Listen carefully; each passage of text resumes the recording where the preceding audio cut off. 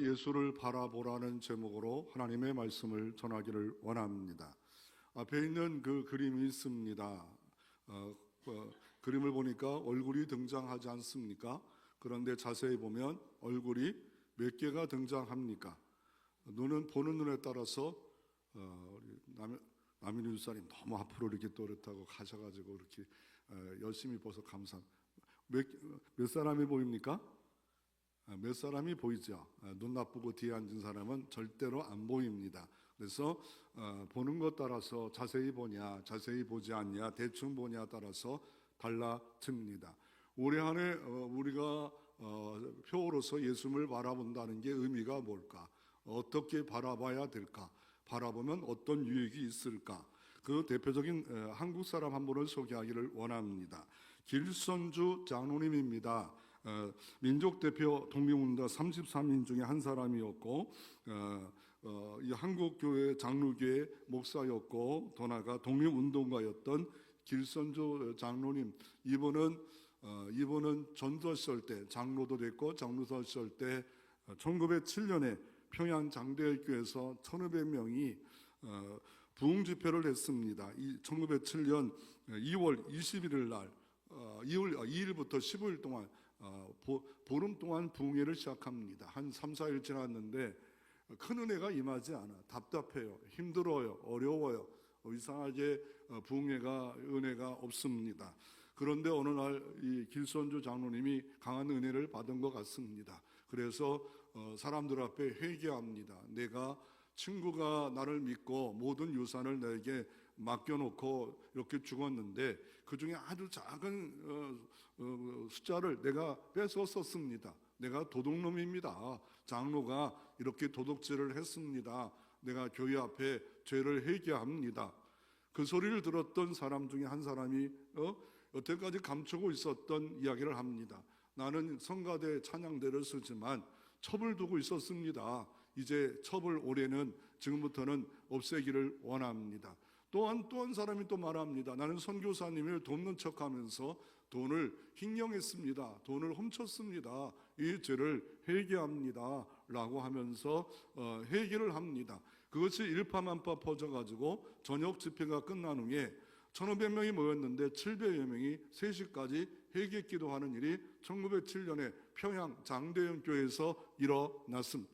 그 이후에도 계속 15일 동안 집회를 하는 경우에 많은 일들이 벌어졌고 또 사회적으로도 놀라운 일이 벌어졌습니다. 어떤 일이 벌어졌습니까? 배제 학당이 생겼고 이화 학당이 있었고 더 나아가 피어선 신학교가 생겼고 또 많은 이런 합격을 만드는 일이 평양에서 이루어졌고 제2의 예루살렘 오순절 역사가 1907년에 이루어져서 전국으로 하나님의 나라의 일들이 벌어지는 역사가 한 분 길선주 장로님의 회개 자복하고 내가 불충한 종입니다. 도둑놈입니다 라고 했을 때 그분을 통해서 놀라운 일이 벌어졌고 내가 아간입니다라고 고백하는 그것이 새로움의 역사가 이루어졌는데 예수를 바라본다는 것이 어떤 것일까요? 첫째로 살펴보기를 원하는 것은 믿음의 주를 바라보는 게 바로 예수를 바라보는 겁니다. 오늘 성경을 다시 한번 본문을 한번 읽어봅니다. 2절을 같이 한번 읽어봅니다. 2절 같이 있습니다. 믿음의 주요 또 온전케 하시는 예수를 바라보자. 그는 그 앞에 있는 기쁨을 위하여 십자가를 참으사 부끄러움이 개의치 아니하시더니 하나님 보좌 우편에 앉으셨느니라. 아멘. 성경은 예수를 바라보자 말합니다. 또 교회표에도 예수님을 바라보자라고 합니다. 그 내용이 뭡니까? 그 목적이 뭡니까? 오늘 본문에 보면 믿음의 주여 온전케 하는 예수를 바라보자 말합니다. 믿음의 주여, 믿음의 주님이니까 예수를 바라봐야 되고 온전케 하는 예수를 바라보게 했고 그리고 그 예수는 어떤 분이냐고 2절은 아예 설명을 합니다. 그 앞에 있는 기쁨을 위하여 십자가를 참으셨다 말합니다. 예수님이 기쁨이 있답니다. 예수님의 기쁨이 뭡니까? 바로 우리가 구원받는 기쁨이 있다는 겁니다. 지옥에서 건져서 예수 믿고 구원받는 자녀가 되는 기쁨이 있다 말합니다. 여러 할머니가 자녀를 볼 때 기쁨을 여기지 못하는데 우리 나를 사랑하는데 얼마나 기쁜지 감당할 수 없는 기쁨으로, 십자가의 기쁨으로 십자가의 모든 이 고통을 참으셔서 부끄러움을 개의치 아니하시는 역사가 있었더라 말씀하고 있습니다. 어떤 부끄러움입니까? 십자가에서 알몸을 당하시고 십자가에 죽기까지 죽으시는 그런 고통을 당하시는 그 기쁨을 위해서 주님께서 십자가에 죽으셨다라고 말씀한 그 주님을 바라보라 말합니다. 그 복음을 알았던 사도 바울은 로마서 8장 32절에 그 아들을 아낌없이 주신 분이 우리에게 모든 것을 은사로 주지 아니하겠느냐. 십자가의 도를, 십자가에 아는 사람들은 이 땅에 살 동안에 부족한 것일지라도 모든 것을, 십자가의 은혜를 주신 분이 모든 것을 주지 않겠느냐 믿어라 라고 하신 그분이 부끄러움을 개인치 아니하시고 하나님 보좌 우편에 앉아서 온 땅의 주, 만유의 주가 되신 그분을 우리가 예수를 바라보라 라고 말씀하고 있습니다. 그런데 이걸 영어로 보면 네노스 피코 아워 이오스 온 지저스, 눈이라는 단어가 있어요. 시선, 눈으로 바라봐라. 눈으로 바라봐라. 어떻게? 픽스, 영어로 픽스입니다. 픽스란 말은 못을 박는다는 겁니다. 내 눈이 예수를 바라보라는 겁니다. 그래서 올해 한 해를 시작했는데 예수를 바라보고 있느냐 말입니다. 픽스. 작년 한 해는 뭘 바라봤습니까? 무엇을 바라보고 살았습니까? 픽스, 못을 박으라. 그러니까 못을 박으라는 말은 뭡니까? 이게 자꾸 빠지지 말라는 거예요. 뭐 이런 일 때문에 빠지지 말고, 이런 사건 때문에 빠지지 마, 이런 시험 때문에 흔들리지 말고 픽스, 못을 박으라. 픽스라는 말씀을 등장하고 있고, 다윗은 이렇게 말합니다. 내 마음이 확정되었고 확정되었사오니 주를 찬양하오리다. 주님을 영광하고 영광스럽고 영화롭게 하는 찬양하는 일에 내 마음이 확정되었다 말합니다. 시험이 와도 찬양하겠다는 거예요. 환란이 와도 찬양. 그게 누구예요? 사도 바울과 실라가 빌립보 감옥에서 매맞고 감옥에 들어가도 밤중쯤 찬양했던 그런 삶이 예수를 바라보는 삶이다라고 말하고 있습니다. 그러면 이 예수를 바라보는 삶의 특징을 좀 더 살펴보는 게 오늘 3절입니다. 오늘 12장 3절에 뭐라 말씀합니까? 너희가 피곤하여 낙심하지 않게 하여 죄인들이 이같이 자기에게 거역한 일을 참으신 일을 생각하라. 예수를 바라보는데 어떤 예수를 바라봅니까? 죄인들이 이같이 자기에게 거역한 일을 참으신 일을 생각하라. 거역했다는 거예요. 하나님의 뜻을 알면서 거역했고 하나님이 원하시는 것을 알면서 거역하고, 거역의 역사를 이 참으신 예수를 생각하라. 여러분, 그 예수를 생각하는데 어떤 예수를 생각합니까? 어떤 예수를 바라봅니까? 여기 보면 책이란 한 책이 있는데 예수 생각이란 책을 한 사람이 썼어요. 이 사람은 청교도인입니다. 청교도의 후예 옥타비우스 위슬로라는 사람이 이 책을 썼어요. 예수의 생각, 예수를 바라본다는 게 뭘까 해서 이분은 예수의 생각을 31일로, 우리의 생명이신 예수님을 생각하는 31일 동안 예수를 바라보는 게 뭘까? 어떻게 예수를 바라보는 게 예수를 바라보는 것일까? 그게 첫째 날 낮은 신부로 태어나신 예수를 생각하자. 둘째 날 지극히 높으신 예수님을 생각하자. 마지막 날 전 30일 부활의 권능에 가지신 예수님을 생각하자. 30일을 다시 오실 예수를 생각하자. 매일매일 달라요. 예수를 생각하는 게 달라요. 이분은 이 책을 썼고 그 내용을 담아서 늘 묵상하고 하나님을 경건히 의지하면서 예수를 바라보면서 살았다라고 이렇게 말하고 있습니다. 여러분은 예수를 뭘 생각합니까? 어떤 예수를 생각합니까?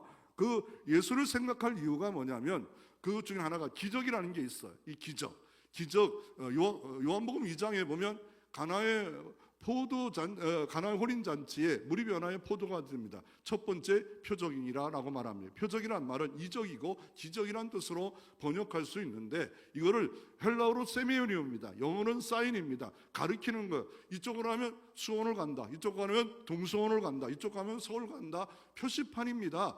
그러니까 이적은 우리가 생각하는 이적은 이적만 봐요. 표적만 봐요. 오병이면 봐요. 나사로가 살아나는 것만 봐요. 그런데 주님께서는 모든 섭리하실 때 누구를? 세메온, 표시, 예수를 보라는 거예요. 이 땅에 지금 있는 여러 가지 사건 이런 걸 통해서 예수를 바라보는 훈련을 가라는 말이에요. 예수를 바라보는 생각을 가지라는 거예요.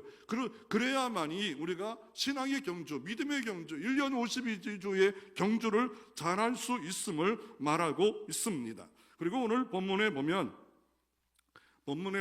믿음의 주여 온전케 하는 예수를 바라본다고 좀 더 우리가 이 말씀을 살펴보기를 원하는데, 그러면 믿음의 주가 뭐고 온전케 하는 예수가 뭡니까? 아니, 믿음의 주란 말하면 또 온전하게 하는 라고 말합니다. 믿음이 뭡니까? 믿음은 에베소서 바울은 이렇게 말합니다. 에베소서 2장 8절 9절에 너희가 그 은혜로 믿음으로 말미암아 구원을 얻었나니 이것이 너희에게서 난 것이 아니므로 하나님의 선물이라. 행위에서 난 것이 아니므로 누구든지 자랑치 못하게 하려 함이라. 이 믿음이라는 게 하나님의 선물이래요. 구원받는 방법이 믿음의 도구지 않습니다. 축복받는 것이 믿음의 도구 아닙니까? 이적을 일으키는 것도 믿음의 도구가 아니지 않겠습니까? 할 수 있거든이 무슨 말이냐? 믿는 자에게는 능치 못함이 없느니라. 이 믿음, 하나님을 믿어라, 그리고 태산을 저쪽으로 옮겨라 라고 하면 겨자씨만한 믿음만 있어도 하나님이 너의 염려, 걱정, 태산 같은 문제도 하나님 믿고 말하면 그대로 되리라. 이게 믿음입니다. 믿음, 구원받는 믿음, 또한 생활 속에 능력과 이적을 일으키는 믿음, 이 믿음의 주래요. 주라는 말은 헬라어로 뭐냐면 알케코스입니다. 시작했다는 것도 있고, 하나는 통치자라는 뜻도 있고 권세자라는 뜻이 있습니다. 믿음을 시작하신 분이 예수 그리스도를 바라보래요. 여러분에게 믿음을 줬어요. 세상 사람과 똑같은 사람이에요. 멸망마다 똑같아요. 죄악 투성이에요. 전적 타락했어요. 그런데 언제 찾아오셔서 믿음을 주셨어. 믿음을 알케코스 시작하신 분이래요. 믿음의 주래요. 믿음의 통치자래. 믿음의 권세를 갖고 있대요. 나를 어떻게 합니까? 그 믿음을 주시고 믿음을 가지고 나를 통치하시고 권세 있게 하시는 어떤 권세? 예수 이름을 믿고 기도하는 권세, 자녀의 권세, 이런 권세 다 뭡니까? 믿음을 통해서 역사하는 믿음의 주래요. 믿음의 주권을 갖고 있대요. 그리고 또 뭡니까? 온전케 하는 예수라 말합니다. 완성자라는 겁니다. 믿음이 큰 믿음, 역사하는 믿음, 능력의 믿음을 우리가 건강한 믿음을 가지려면 누구를 바라보래요? 예수를 바라보래요. 어떤 예수입니까? 나를 위하여 십자가의 부끄러움을 개의치 아니하신 하나님, 우리가 거역하심에도 불구하고 참으신 예수 그리스도. 우리가 거역했어요. 우리가 지금 부족해요. 그럼에도 불구하고 예수를 바라봐라. 이 길만이 승리다. 이 길만이 믿음의 경주를 끝까지 잘할 수 있다라고 주께서 이렇게 말씀하고 계신 것을 볼 수가 있습니다. 그러므로 이 믿음의 가장 모범은 예수 그리스도입니다. 믿음으로 예수님은 어떻게 생각하셨을까? 믿음으로 예수님은 어떤 삶을 살았을까? 믿음으로 어떻게 예수님은 직분을 감당했을까? 믿음의 모델이요, 믿음의 우리의 모든 완벽한 모델이 되신 믿음의 주여, 온전케 하는, 완성하고 우리가 건강하게 만드는 예수를 바라봐라. 이것만이 믿음의 경주를 온전히 할 수 있음을 주께서 이렇게 말씀하고 계십니다. 그러면 이 말씀이 히브리서 12장 1절인데 1절에 보면 이러므로 우리에게 구름같이 둘러싼 허다한 증인들이 있으니, 우리에게 구름같이 둘러싼 허다한 증인들이 누굴까요? 바로 방금 히브리서 12장 전에 히브리서 11장에 수많은 구약의 믿음의 인물들이 기록되어져 있습니다. 꼭 미국 LA에 가면 유명한 탤런트의 발을 이렇게 새겨놓은 데가 있어요. 예술의 전당 해가지고 유명한 배우들의 발을, 또 어느 때는 손을 이렇게 문신을 이렇게 해놓은, 지문을 해놓은 이런 데가 있는 것처럼 뭡니까? 히브리서 11장에 허다한 증인들이 있다는 거. 우리가 지금 2025년 살고 있는데 그 전까지 예수 믿고 천국 간 모든 사람들이 우리의 믿음의 달리기를, 경주를 보고 있대요. 우리를 응원하고 있대요. 지켜보고 있대요.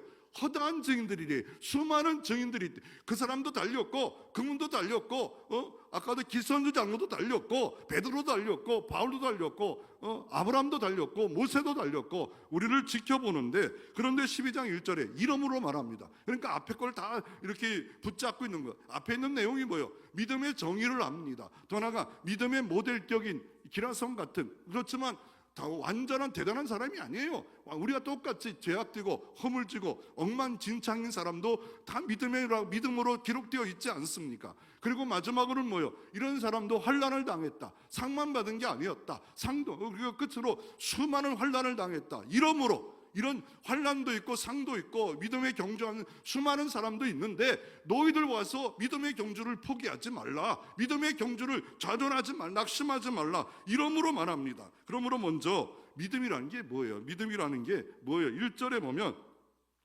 히브리서 1절 같이 한번 11장 1절 같이 한번 읽어보면 읽습니다. 히브리서 11장 1절 믿음은 바라는 것들의 실상이요 보이지 않는 것들의 증거니.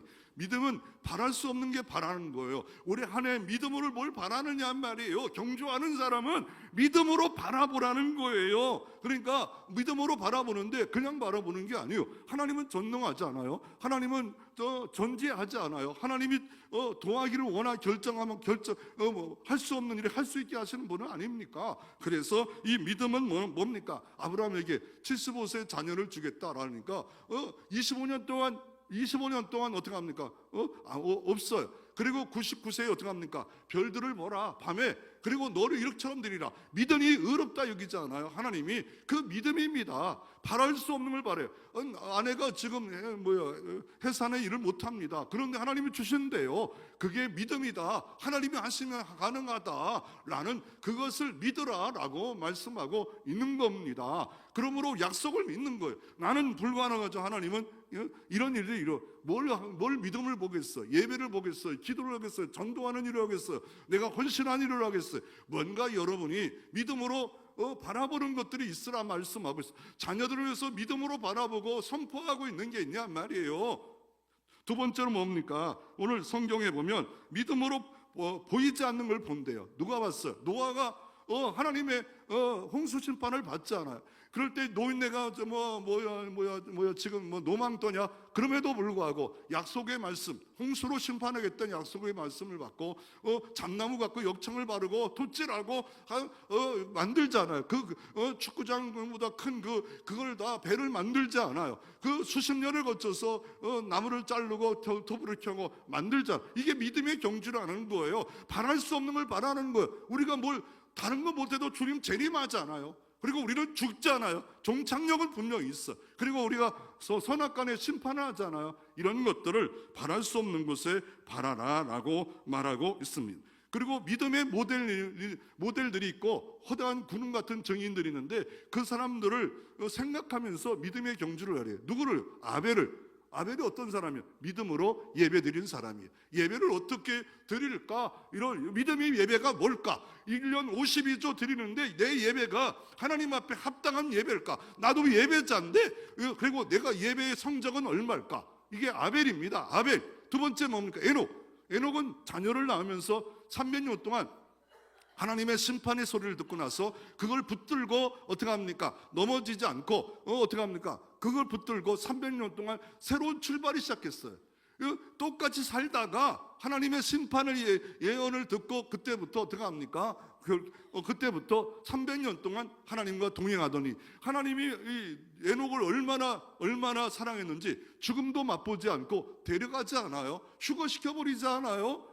그런 인물이 바로 에녹입니다. 그러니까 그만큼 하나님을 동행하는 사람들이 희귀했다는 거 아닙니까? 우리가 동행하는 척은 하지만 진짜 동행했던 에녹, 하나님이 빨리 와라, 데려가자, 너 보고 싶다. 그냥 죽음도 맛보지 않고 그냥 데려가지 않아요? 그리고 또 뭐 있습니까? 노아, 믿음으로 방주를 짓지 않아요. 또 아브람, 갈 바를 알지 못하지만 너무 좋은 동네에서 가나안 땅 동네로 믿음으로 출발하는 이런 일들을 통해서 너의 믿음의 죄의 온전케 하는 예수를 바라보며 믿음의 경주를 하라. 이러므로 그것만 아니에요. 마지막 그 히브리서 11장에 믿음을 가지면 수많은 핍박이 있다, 수많은 어려움이 있다, 이런 경우가 있을지라도 어떻게 하라고요? 이러므로 이런 구름같이 허다한 수많은 사람이 너희 똑같은 일이 당했고 똑같은 아픔이 있기에 이렇게 너희 앞에 경주, 네가 당한 경주, 너를 통한 경주를 하라고 주님께서 말씀하고 계십니다. 믿음이 좋은 예수님의 제자 중에 베드로가 있었습니다. 그러나 이분은 잘 경주하다가 좀 가끔 예수를 바라보지 못해요. 뭐냐입니까? 오병이어 기적을 딱 읽으니까 예수님을 인간적 왕으로 만들려 합니다. 육신적 유대인 왕으로 만들, 진짜 만왕의 왕 구원자 이거로 생각하지 않습니다. 그래서 어떻게 하면 갈릴리로 보냅니다. 그리고 밤 4경쯤 1경, 2경, 3경, 4경, 그러니까 새벽 3시부터 6시를 유대인 시간으로 4경인데 밤새 파도 때문에 힘들어하다가 예수님이 물 위에 걸어오십니다. 그걸 보고 깜짝 놀라 유령인가 하는데 베드로는 예수님인 거 아셨던 것 같아요. 그래서 뭐라 합니까? 예수님께 요청하기를 나도 물 위에 걷게 하옵소서. 파도 위를 걷게 해달라고 요청합니다. 이만한 믿음이 어디 있어요? 우리는 그런 믿음 없을 수도 있어요. 저 베드로 정말 믿음이 정말 있는 것 같아요. 물 위에 걷게, 나도 물 위에 예수님 보니까 나의 스승 랍비 보니까 대단하지 않아요? 이런 일도 하시는데 나도 걷게 하옵소서. 최초로 물 위에 걷는 역사가, 파도를 걷는 역사가 있었습니다. 물 위에 걷다가 어떻게 합니까? 풍랑을 보고 염려, 걱정, 근심을 딱 보는 순간에 물에 빠져 허우적거리며 물에 빠져 깊이 들어갑니다. 사명도 던지고 모든 어렵다 힘들다 내려갑니다. 그럴 때 건져달라고 예수님께 요청합니다. 주님은 손을 내밀면서 믿음의 작은 자들아, 믿음의 작은 자들아. 왜요? 우리가 파도를 걸을 수가 없어요. 우리는 파도를 밟을 수가 없어요. 그러나 예수님 말씀하시면 나아가리라. 예수님 말씀하시면 되리라. 예수님만 바라봤으면 되는 건데 어떻게 합니까? 예수를 바라보지 못했어요. 염려 걱정 바라보니까 파도를 밟는 기적의 삶을 살아가지 못하는 삶을 베드로조차도 또 3번 부인하는 이런 일들까지 막 계집 앞에도 예수는 몰라, 그 예수가 누구야, 이런 일까지도 벌어지는 역사가 베드로의 생애에 있습니다. 우리의 시선은 어디에 있습니까? 픽스됐습니까? 그래서 김명선이라는 분이 있는데 이분은 교회 생활하면서 예수 전도단의 간사를 하다가 지금은 전도사님으로 또 하다가 지금은 여성들을 모아놓고 애 낳고 목회하고 있는 그런 분이고 예수 전도단을 계속 사역하고 있는 분인데 이분이 3가지 찬양을 아주 작곡을 잘했어요. 주님 나를 돌보사, 이것도 유명해. 내 삶의 주의거. 그런데 시선을 이렇게 했는데 이 시선을 작곡한 이유가 뭐냐면 자기 신앙이 완전히 꼬드라졌을 때 한 거래요. 대단할 때가 아니라 하나님 말씀을 보는데 너는 왜 자꾸 땅만 바라보냐, 주님을 바라보라는 이 말씀이 묵상되어서 이게 작곡한 게 이거래요. 그러니까 믿음이 꼬드라지고 신앙이 꼬드라질 때 묵상하다가 주님을 바라보니까 은혜를 받는데 어떤 작곡을 합니까? 작곡을 하냐면 이분이 이런 작곡을 합니다. 내게로부터 눈을 들어 주를 보기 시작할 때 주의 일을 보겠네. 내가 뭡니까? 이제부터 눈을 들면 주의 일을 본대요. 내 작은 마음 돌이키사 하늘에 꿈꾸게 하시네.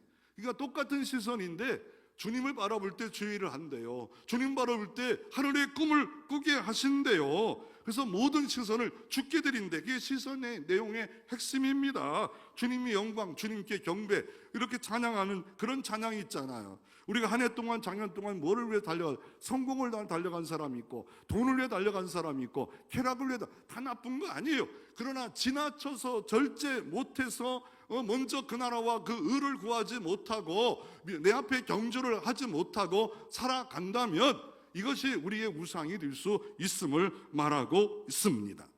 2번째로, 그러면 오늘 예수를 바라본다는 걸 다른 것으로 또 말씀하는데 뭐를 말합니까? 죄를 벗어버리고 무거운 모든 것들을 벗어버리고 예수를 바라보라고 1절에 말씀하고 있습니다. 1절에 보면 무거운 것입니다. 모든 무거운 거, 염려의 무거운 거, 걱정의 무거운 거, 근심의 무거운 거, 낙심의 문제인 거, 질병의 무거운 거, 인간관계 모든 무거운 거를 어떻게 하라고요? 벗어버리래요.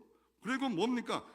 얽매기 쉬운 죄를 벗어버리라는 거예요. 그래서 뭐를 하라는 거예요? 인내로서 우리 앞에 당한 경주를 하며 라고 말합니다. 우리는 경주자라는 거예요. 믿음의 경주자예요. 뭘 보면서 이런 말씀을 썼을 것 같습니까? 로마의 짐나이즘, 체육관을 보면서, 원형극장을 보면서 막 경주하는 이런 사람들, 42.199km의 아테네의 마라톤, 이런 것들을 보면서 믿음의 경주를 우리는 해야 되지 않냐? 저 사람들은 그 경주하면 목숨을 내걸고 결주한다. 42.199km 저 같으면요, 돈 1억 줘도 못해요.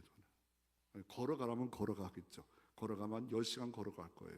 한 10분은 달려갈 거예요. 그때부터 하늘이 노래지고, 그리고 20분 되면 포기하고 싶고, 근데 그때부터는 걸어가겠죠. 걸어가다가도 포기하겠죠. 한 5km만 여기서 달릴 사람 몇 명 없어요. 있네요. 저기 한 분 있네요. 저 잘 다니시면 있네요. 아주 몇 분이 있네요. 우리 교회 몇 분 있습니다. 마라톤 잘 나가는 분들. 그러니까 이 믿음 앞에 경주해야 되는데, 이 경주해야 되는데, 만약에 나갔는데, 코리아 대표로 나갔는데, 대표 나갔는데 핸드폰 들고 뛰어요? 목걸이 차렁차렁 하고 달려요? 귀걸이 하고 달려요? 아니, 한국 대표로 나갔는데, 그 뭡니까? 신발도 최대한 가벼운 신발, 그리고 어때요? 옷도 뭐 입어? 팬티 같은 거 뭐 이런 거 하나 입고 윗들이 하나 아주 런닝 거든지 아니면 벗든지 이렇게 해서 달려가는 거 아니겠습니까? 그래서 모든 걸 벗어버리래요. 그러니까 우리가 하나님의 나라에 유익되고 복된 삶을 살기를 원하면 벗어버릴 거 잘하라는 거예요.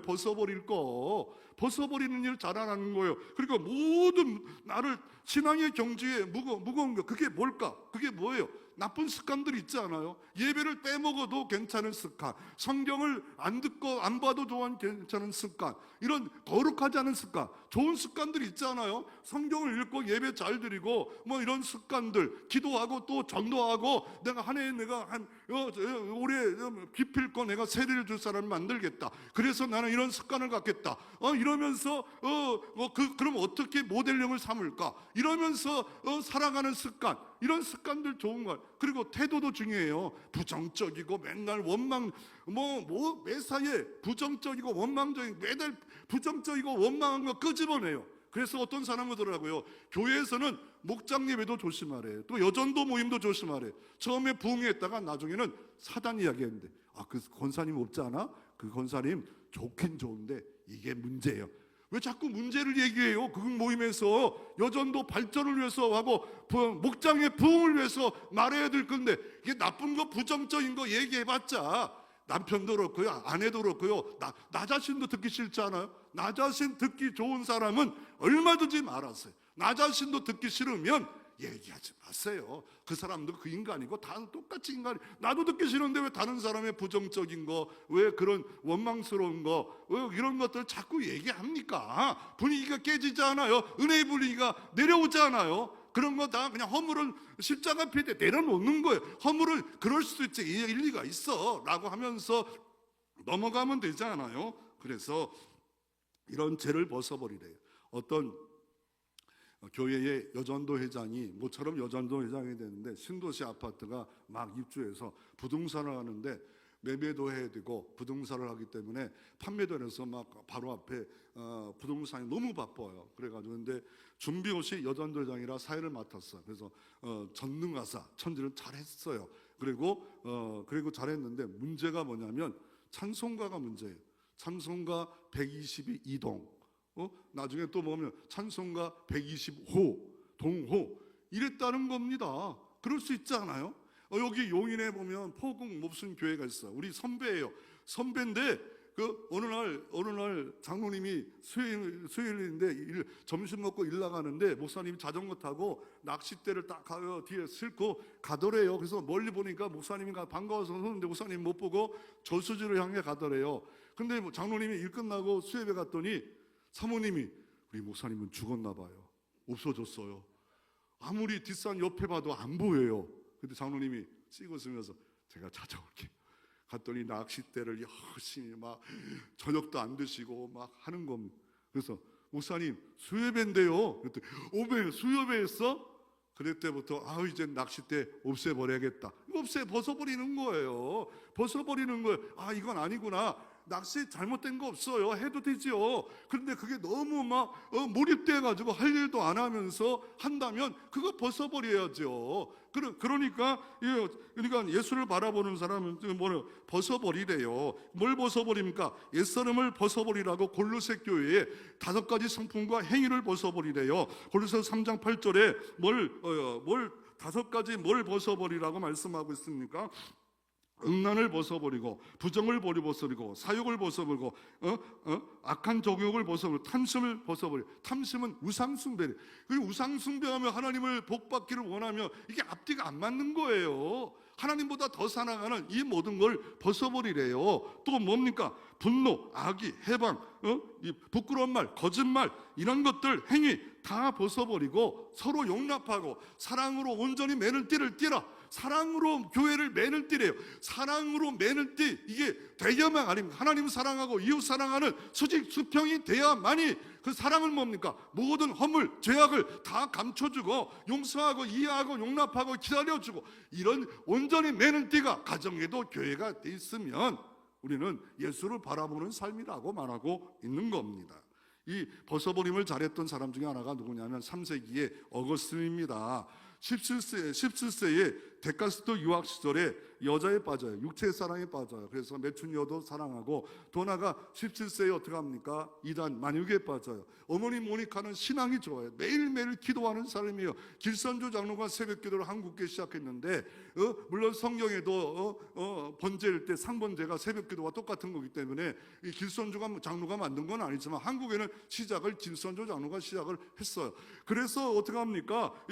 그렇게 하다가 방탕하다가 어느 날 모니카 기도는 계속됐어요. 그리고 어느 날 30대쯤에 다른 곳에 이주했는데 수사학을 배우기 원했어요. 수사학이 왜 필요하냐면요, 이 아덴 지역, 이 아테네 지역, 그리스의 아테네가 민주주의 시작한 거 아닙니까? 민주주의가 백성들이 결정하는 거예요. 시민이 결정하고 법도 시민위원회가 결정하는 그런 시대다 보니까 누가 필요하냐면 말 잘하는 소크라테스, 아리스토텔레 같은 사람들이 인기가 짱이에요. 변론 딱 해야 돼요. 한 말로 딱 변론하면 이게 모든 사건이 뒤집어져 버려요. 왜냐하면 법전을 갖고 이게 법을 갖고 따지는 게 아니라 이게 이렇게 상황이 그렇게 되는데 이렇게 될 것을 주장합니다. 그러면 옳습니다. 100명이 딱 해서 표가 좀 많이 나왔다. 그렇게 결정하는 시대에 수사학을 배우기 위해서 그때 초대 교부 암브로스라는 이 사자입, 말 잘하는 사자입을 갖고 있는 이 교부에게 배우기 시작했어요. 계속 말씀을 들어요. 그러면서 수사학을 배워요. 그러다가 어떻게 됩니까? 어머니가 기도하다가 어느 날 내 영혼이 정말 죄를 졌네요. 이 죄를 벗어버릴 수가 없네요. 할 때 톨레톨레톨 나트너를 들립니다. 들어 읽어라. 결국 말씀을 들어 읽습니다. 로마서 13장 말씀 앞에 그리스도의 빛, 거듭남의 빛을 만나니다. 낮에와 같이 단정해야 하고 방탕과 술 취하지 말고 음란과 호색에 말며 벗어버리라. 쟁토와 시기하지 말고 오직 주 예수 옷 입고 정욕을 위하여 육신의 일을 도모하지 말라. 이 말 앞에 거꾸로집니다. 회심합니다. 그리고 이 사람이 변해서 성 어거스틴이 됐고, 그분이 회심론가, 그분이 하나님 나라 도성이라는 것은 3세기에 있는데 15세기 종교개혁에 루터와 칼빈에까지 영향을 주고 지금까지도 이분의 책은, 왜요? 수사학을 배웠고 철학을 배웠고 이 모든 배웠고 이단도 빠졌던 이 모든 것이 합력하여 선을 이루는 역사가 있었기에 어거스틴은 벗어버렸다라고 말씀하고 있습니다. 에베소 교회에서 말합니다. 4장에 옛사람을 벗어버리라, 새 사람을 입어라, 새로운 생활을 하라, 예수 그리스도 안에 새 것이 되었다라고 말하고 있습니다. 야곱이 편안하다가 딸 디나가 강간이 이루어집니다. 그럴 때 어떻게 합니까? 이제 베델로 올라가자. 베델로만 올라가는 게 아니라 어떻게 합니까? 내 가지고 있는 단장품을 제하고 우상을 다 버리자. 네 명의 부인과 12아들을 통해서 벗어버리자. 그게 우리가 할 일입니다. 하나님이 원하지 않은 이상한 단장품 제해버리고, 단장하는 건 나쁘지 않아요. 이상한 단장품을 벗어버리고, 그리고 어떻게 합니까? 하나님보다 더 사랑할 단장품을, 우상을 땅에 묻어버리고 다시 베델로 올라가자. 이게 없다면 새해 어떤 것이 우리에게 역사할 수 있겠습니까? 주님은 이렇게 말합니다. 하나님 나라에 필요한 사람은 누가복음 9장 62절에 누가는 이렇게 말합니다. 예수께서 이르시되 소의 쟁기를 잡고 뒤를 돌아보는 자는 하나님 나라에 합당치 아니하다. 자꾸 애굽을 돌아봅니다. 세상을 돌아봅니다. 세상 원리로 살아가려고 합니다. 뒤를 돌아보면 쟁기를 잡고 이게 낙이나 소가 앞으로만은 거대한 힘이 가는데 뒤를 돌아보는 순간에 꼬꾸라져요. 길이 비뚤어져요. 우리 같은 아마추어는 꼬꾸라질 거려. 왜냐하면 쟁기 들기도 어려운데 그 뒤돌아보는 순간에 꼬꾸라져요. 꼬꾸라진 사람이 있습니다. 완전 꼬꾸라져 가지고 낭만과 낙심하며 핑계 구실 원망하며 불평하며 살아가는 사람이 있어요. 왜? 이 꽃갱이질 하는 이유가 뭐예요? 이 고랑을 파는 게 목적이에요. 고랑을 파는 게 어떻게? 그 황강한 땅이기 때문에 뾰족해요. 돌들이 많아가지고 돌도 부시니까 뾰족해요. 우리나라가 달라요.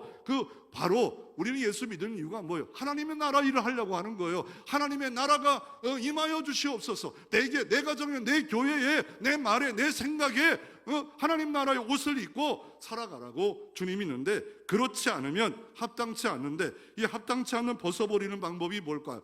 이는 힘으로 안 되고 능으로 안 돼요. 그래서 히브리서 12장 쭉 말씀하다가 29절에 한 말씀을 하나님이 더해 주신 29절에 보면 같이 한번 히브리서 12장 29절 같이 한번 읽어봅니다.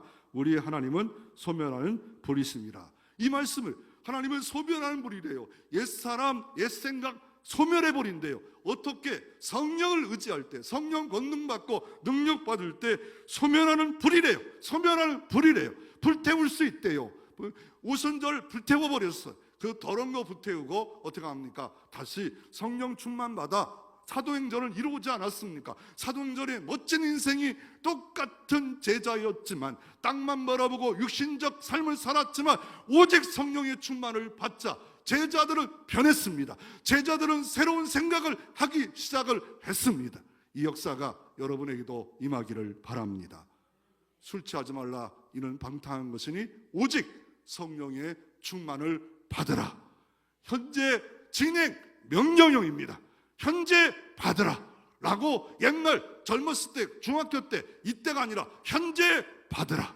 술 취하지 말라, 술로 취하지 말라고 말씀하고 계십니다. 카네기가 이런 말을 합니다. 철강왕 카네기가 이런 말을 합니다.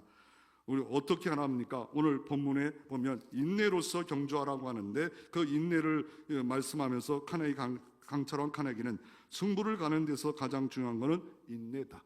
얼마나 인내하느냐 따라서 달라진다라고 말하고 있습니다.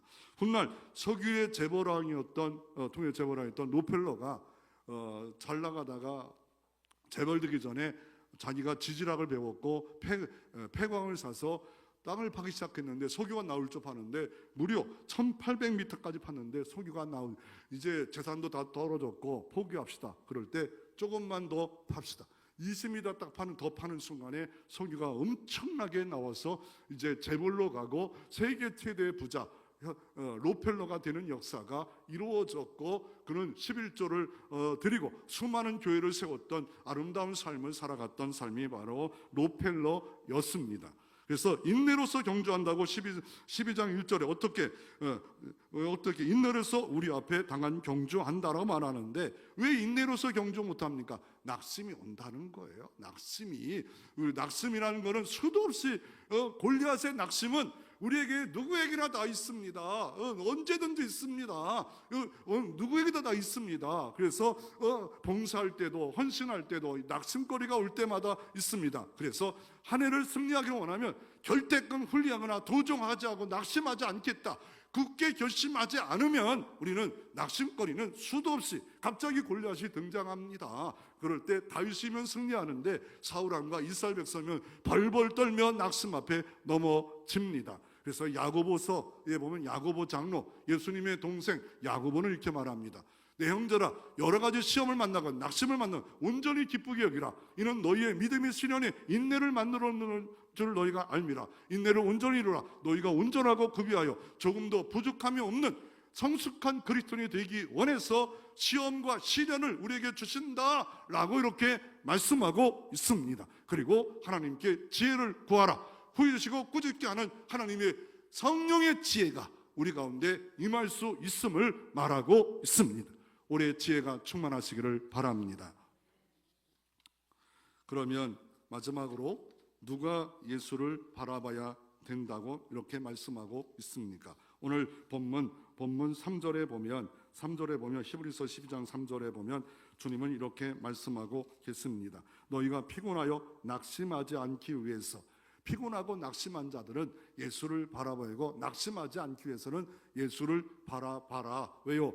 그분은 낙심거리가 얼마나 많았겠어요. 제자를 보면 낙심거리가 있었고, 왜요? 배반자가 있고 자기를 팔아먹는 자가 있었고, 얼마나 바울도 낙심거리가 얼마나 많았겠어요. 그럴 때마다 예수를 바라봤다, 예수를 바라보고 살았다. 그래서 잘 경주했다. 그럴 때 하나님은 돕는 은혜를 주셨다. 바울도 신라도 똑같다. 그리고 예수를 누가 봐야 됩니까? 4절 말씀해 보니까 너희가 죄와 싸우되 아직 피 흘리기까지는 대항하지 아니하고, 죄와 싸우기를 원하고 피 흘리기까지 대항하기를 원하는 사람은 예수를 바라보고 그냥 포기하고, 그냥 예수 포기하고 교회 포기하고 사명 포기하는 사람들은 예수를 바라볼 필요가 없다 말합니다. 어떤 죄와 싸웁니까? 특별히 무거운 얽매기 쉬운 죄가 너무 많다는 거예요.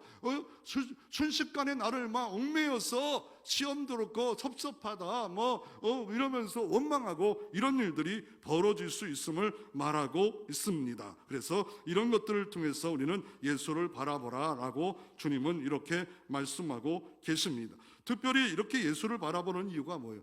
히브리서 이 본문 이 당시에는요, 핍박이 있어요. 그래서 10대 황제의 핍박이 있었지 않습니까? 글라디오 황제 때는 어떻게 했어요? 로마에 있는 모든 기독교인 유대인을 다 추방해버렸어요. 모든 제사를 추방했어요. 그리고 로마가 AD 70년에 예루살렘을 다 무너뜨리고 수많은 사람을 죽었어요. 수백 명이 죽었어요.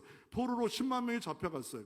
그러니 이스라엘 나라는 다 흩어진 나그네가 됐어요. AD 70년에 디도 장군을 나중에 그 티투스 로마 황제가 되지 않아요? 디베리아 바닷가를 도시를 만들잖아요. 그리고 진짜 핍박은 네로입니다. 네로 황제 때 어떻게 핍박합니까? 그냥 로마 도시를 그냥 너무 별로 좋지 않으니까 불을 내버리고, 그리고 일주일 동안 불나니까 그 원인을 기독교를 돌려버립니다. 그리고 예수를 막 생마장하고 톱으로 키우고 사자밥이 되고, 그때 막 그냥 어마어마한 사람이 있어서 누구도 줘요. 베드로도 거꾸로 순교하고 바울도 돌에다가 머리를 내리쳐가지고 죽임을 당하는 바울 사도도 네로 시대 때 순교를 당하는 일들이 벌어지지 않아요. 이럴 때 정말 어떤 피 흘리기까지 싸우기를 원하는 자, 특히 히브리서 11장에 보면 어떤 사람이 있습니까? 33절부터 40절에 보면 믿음의 축복과 믿음의 유익만 있는 게 아니라 믿음의 상만 있는 게 아니라 믿음으로 살아도 톱으로 켜임당하고 사자굴에 들어간다. 그러나 믿음은 이긴다. 믿음은 이긴다. 진짜 믿음, 살아있는 믿음은 이 모든 것에 이김이 있다. 그러므로 죄와 피 흘리기까지 싸우기를 원하는 사람, 영적 내 앞에 경주를 하길 원하는 사람, 이 사람은 어떻게 하라고요? 예수를 바라보라 라고 말씀하고 있습니다. 그리고 누가 예수를 바라봅니까? 오늘 본문에 보면 7절에 보면 이렇게 말합니다. 너희가 참음은 인내함은 징계를 받기 위함이라. 하나님의 아들과 같이 너희를 대우하시니 어찌 아버지가 징계하지 않는 아들이 있으리요. 아들을 징계하잖아요. 고아는 자기 부모가 아니니까 징계하지 않잖아요. 오늘 때는 너무 징계 있어. 물질의 징계가 있고 질병의 징계가 있고 인간관계 질병의 징계가 있고 마음의 징계가 있대. 막 눌리고 힘들고 어렵고 이게 안 풀리고 그럴 때가 있단 말입니다. 그래서 뭐라 말씀합니까? 9절에 또 우리 육신의 아버지가 우리를 징계하여도 공경하를 하물며 모든 영의 아버지 하나님께 더욱 복종하게 살려 하지 않겠느냐. 그렇게 함으로 말미암아 어떻게 합니까? 유익되고 복되고 상급과 멸관을 주는 역사가 이루어진다라고 히브리 기자는 말하고 있습니다. 혹여 여러분에게 야 푸른 추장이다, 맑은 시나물가다, 나는 너무 좋아, 즐거워, 그렇지 않고 징계를 받는 것 같고 막 이런 삶을 살아가고 안 풀리고 답답하고 막 이런 게 있습니까? 여러분은 고아가 아니라는 거예요. 하나님이 여러분을 통해서 뭔가 이루기를 원하시는 주님 앞에 그때 할 일은 뭡니까? 예수를 바라보는 겁니다. 그러면 예수님이 도와주십니다. 예수님이 길을 내어 주십니다. 성경은 이렇게 말합니다. 소년이라도 피곤하며 곤비하여 장정이라도 넘어지고 쓰러지되 이사야 4장 31절 오직 여호와를 앙망하는 자는 새 힘을 얻으리니 독수리 낮게 치며 올라갈 것이요 다른 집 박지라도 곤비치 아니하고 걸어가도 피곤치 아니하리로다. 이런 역사가 올해 한 해 여호와를 앙망해서 예수를 늘 고정하는 생각, 태도, 습관 딱 가지고 살면 여러분의 삶이 승승장구하고 고난과 환난과 징계가 올지라도 하나님 이 모든 것이 유익되게 만드시는 전능하신 하나님의 손길이 있기를 주의 이름으로 축원합니다.